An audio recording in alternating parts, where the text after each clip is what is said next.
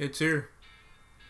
Top 10 albums of 2017. This video is going to be to express what I feel are the best albums of the year so far, and the ones that I'm getting the most enjoyment out of currently. Keep in mind that the video at the end of the year is still coming for the top albums of 2016, just in general, but did I just say 16? Oh my god. This is, like I said, the video to express what albums I'm liking the most right now. I'm going to upload a follow-up video to this, giving the albums that I was most disappointed by so far this year as well. So let's just hop right into it. First album on this list that I'm having still so much enjoyment out of is Sampha's Process album.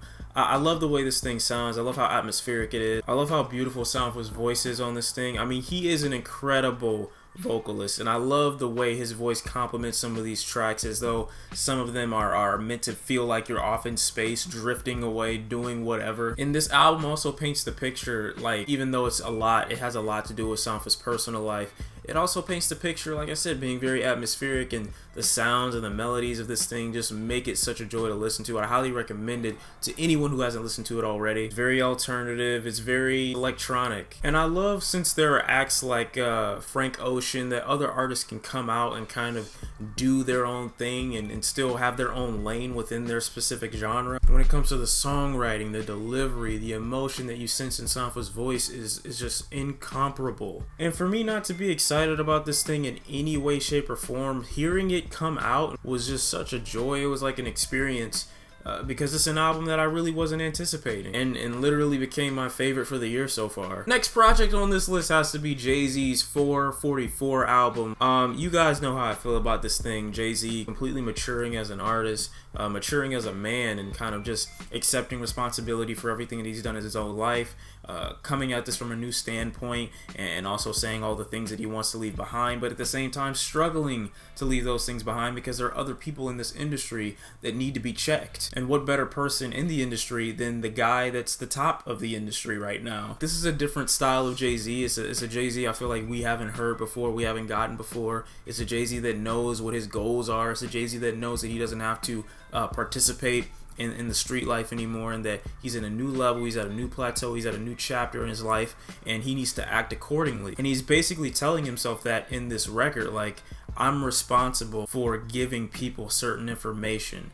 I went into the game and got what I needed to get out of it. Now let me put you on the game and see what you can get out of it. And he's talking to rappers, he's talking to his audience, giving you experience that if you had not gone through yourself, you can at least look at from a bird's eye point of view and say, damn, I need to really pay attention to this guy and what he's saying, because I don't want to mess up in these aspects. He shows that by giving reference to other people like Future, like Eric Benet, like OJ Simpson. Like, there's a lot of people that he gives reference to that he doesn't want to go down the same path of. And he's telling you at the same time, you also don't want to go down these paths, because look at where you end up. JayZ is more mature. He's just so much more confident on this thing, but confident in himself, not just himself as a rapper. Next on this list has got to be Kendrick Lamar's Damn album. I like the fact that Kendrick reinvented himself and he tried to do something different with this thing.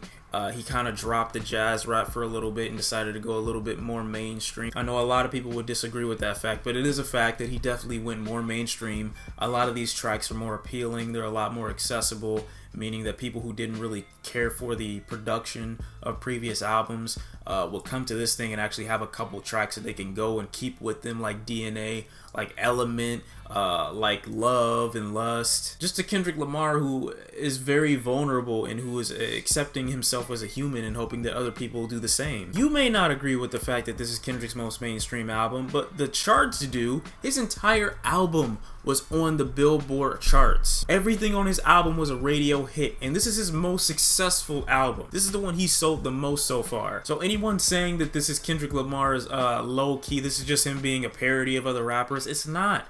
Kendrick Lamar is saying, I like this type of music too, but the way I want to speak is a little bit different, but I still like making these kinds of songs. And I'm happy for him. I'm glad that he was able to express himself, express his confusion, his fears, his wants, his anxiety, desires, everything about this album that makes Kendrick Lamar tick.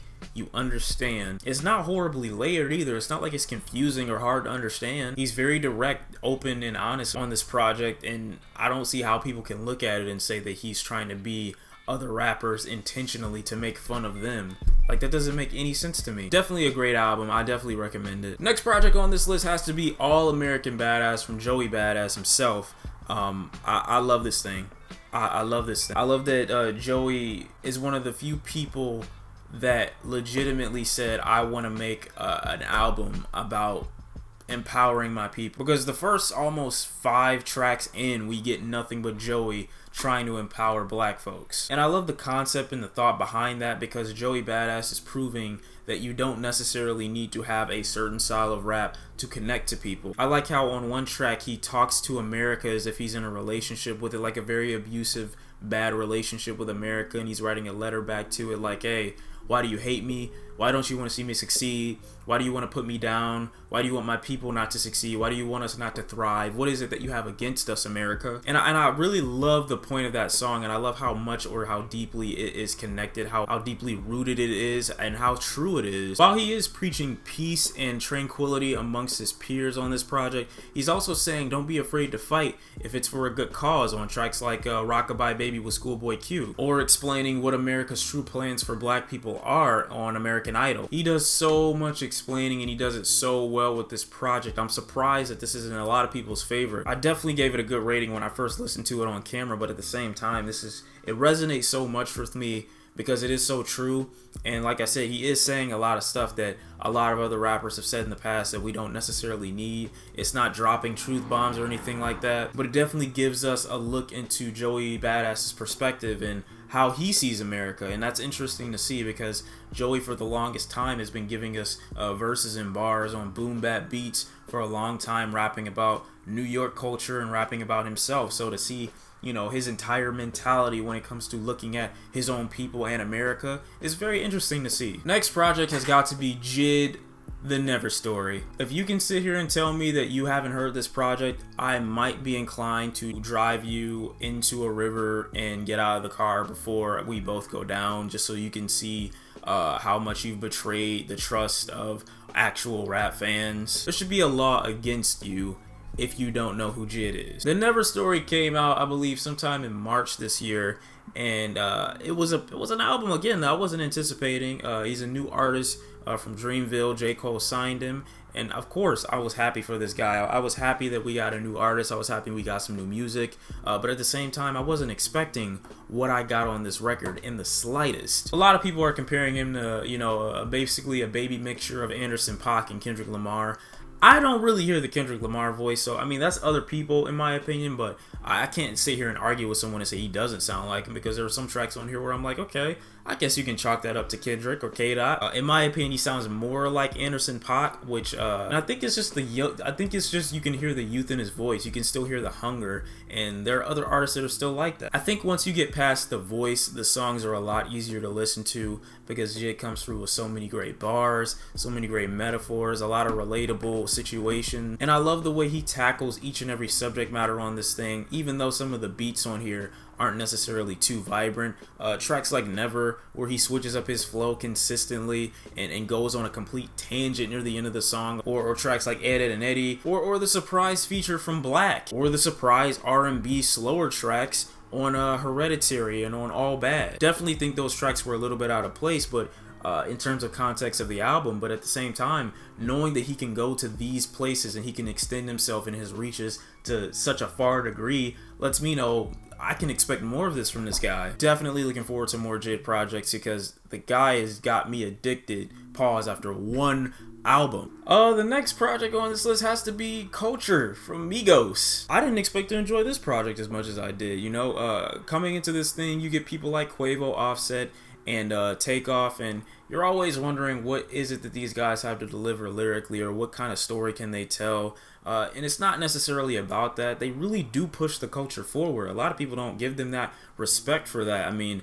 some of the styles, some of the way rappers actually rap, the flows they use, the cadence they use wouldn't even exist without the Migos. And I know you can chop up the Migos' current flow to a flow like 3 6 Mafia, but you should appreciate them for at least pioneering that sound, because I doubt people are still using that flow because of 3 6 Mafia. At this point, they're using it because of the Migos. I mean, the fact that these guys just keep coming out with hit after hit after hit after hit after hit is ridiculous. I hadn't heard Bad and Bougie before my reaction to it, so I really wasn't a fan of it, but once I dropped Lil Uzi Vert's verse off from it, it became a lot better for me, or just stopping the track before it got to him, I'm sorry. Offset completely bodies this thing. I love Quavo's verse, but Offset just is a star for this thing, and I love when he has any kind of shine, a spotlight, so that he can give something, because his energy is so great, it's so aggressive, it's like a bulldog consistently. And the thing is, we normally get these kinds of verses from Offset, so for me, when I listen to this thing, it's just like,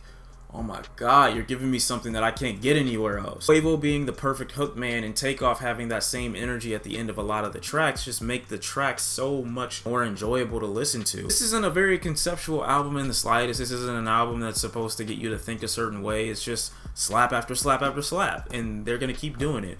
JIT that features 2 Chainz is my favorite on this thing. I just can't. Like, there's nothing on this thing that I love more than JIT. And the fact that 2 Chainz gave a good verse on this thing as well, what else can you ask for? Another project I wanted to shout out on this list has got to be the Fleet Foxes Crack Up album. The Fleet Foxes will always get a positive review from me as long as they continue to make this style of music.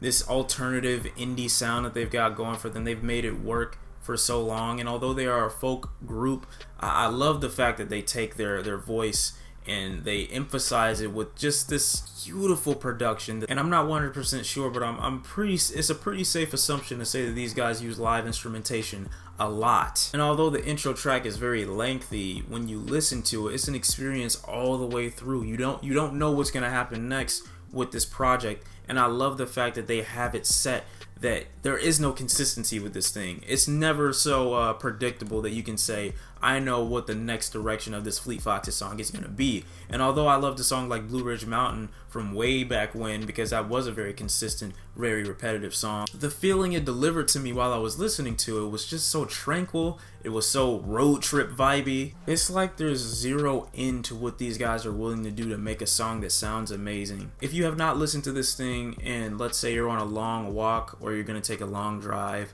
I would definitely recommend this album. You don't know where it's going to go next, and I hope, if anyone hasn't listened to this thing yet, and I know a lot of you guys are rap fans, just give something new a try. If you're going to give something new a try, give this thing a try. They've always painted this picture of togetherness and camaraderie, even amongst themselves as a group, or when it comes to their subject matter. I love all these projects. I've been listening to all these projects for quite some time, and what can I say? Like, the vibe behind these projects is amazing. From Sampha all the way over to the Fleet Foxes. I've been having a good time listening to these songs, this music, all of it. Definitely go ahead in the comment section down below and let me know what your favorite tracks, your favorite albums have been so far for the year. I'm still gonna make a video at the end of the year letting you guys know about my top albums of the year, but just let me know in the comment section down below, what are you enjoying the most right now, and what are you anticipating, in a couple months. I don't know of any projects that are really big that are coming out soon, so of course let me know what you guys are thinking about. It's been Shawn C. If you did enjoy the video, go ahead, leave a big thumbs up. Thank you guys for watching, and I'll see you next time. Peace.